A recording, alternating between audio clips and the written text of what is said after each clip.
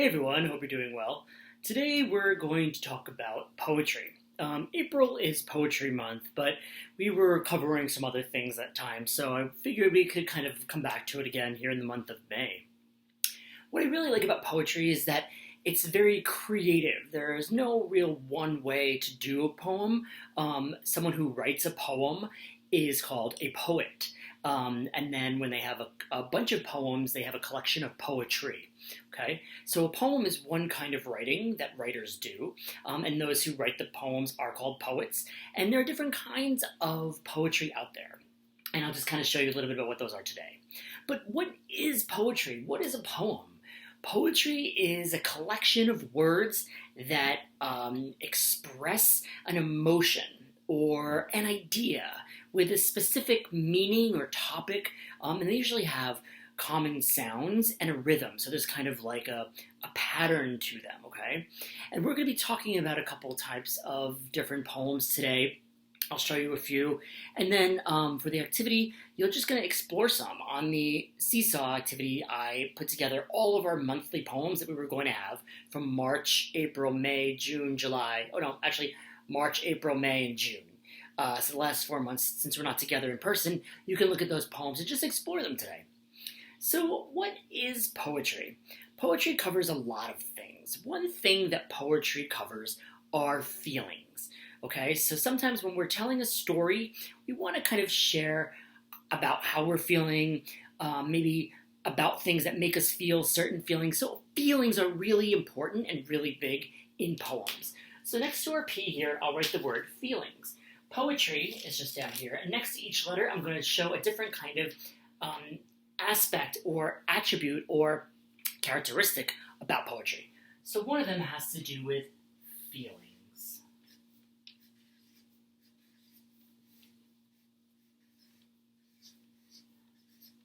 And I'm going to show you a poem right now. Hopefully you can see it.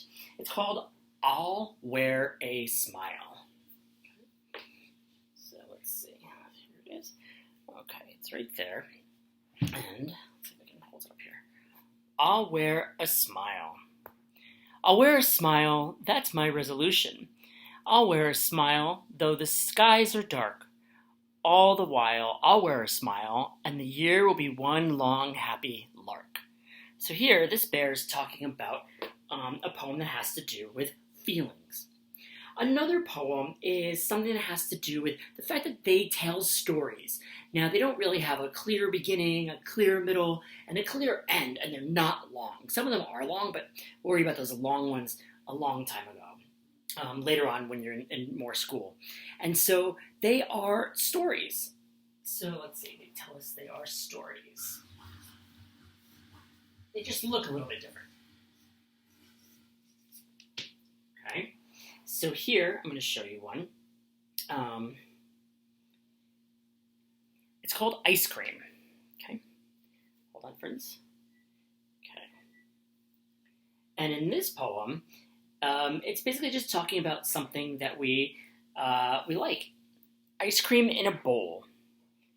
Ice cream in a cone. Ice cream any way I want, as long as it's my own. Ice cream can be sticky. Ice cream can be sweet. Ice cream is delicious. It is my very favorite treat. So it's telling a story about why this person and how this person likes ice cream. Okay? It just looks a little bit different. Another thing is that there's a different kind of style. So you might have heard me thinking about, like, you heard some rhyming words or some repeating words. It has a certain style.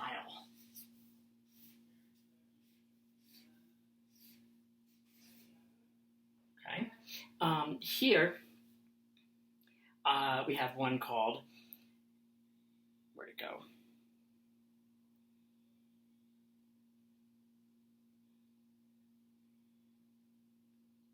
Turkey, turkey. Here it is. Okay? So, it's this one right here. Turkey, turkey, look at you. Please be careful what you do. Thanksgiving Day is almost here. We eat turkeys every year. Go and hide out in the woods. We'll eat pizza like we should. So here, there's a kind of rhyme. It's almost like a sing-song. It's almost like we have a rhythm. with how we're doing, okay? So there's a different style. Some of them are like a paragraph. Some of them are broken up into different stanzas. Okay, this has 4 stanzas. Some of them are just in like a long list here. So that's like a long list. That's a different kind of style. Okay. Another way that you can see poems is what they do is they really kind of give us something called imagery. Okay.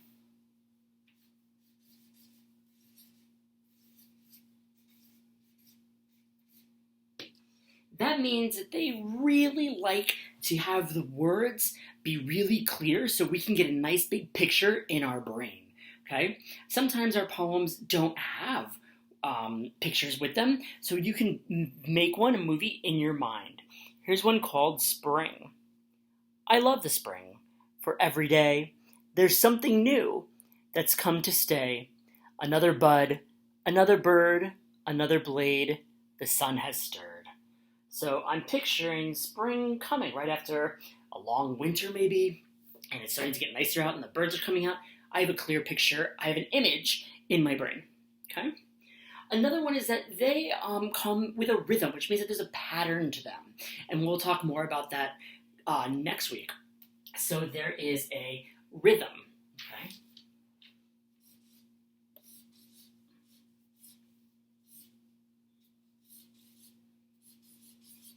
Think of it like a song, okay? There's a certain kind of sing-songy. Mary had a little lamb, little lamb, little lamb. Mary had a little lamb, its fleece was white as snow.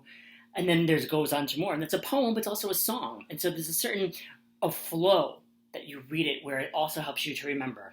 And so that's really helpful. Here we go. Here's one called Where is Santa? Where is Santa? Where is Santa? Here I am, here I am. Merry, Merry Christmas, Merry, Merry Christmas, ho, ho, ho. Ho, ho, ho. So that's one example of how you can have a rhythm to help you read and remember certain poems. Finally, friends, the last one is that there are different poems that actually are long and short. Some of them are come into different patterns. So they are different shapes and sizes. So let me write that down. Okay. There are different shapes, and I'm going to show you what I mean.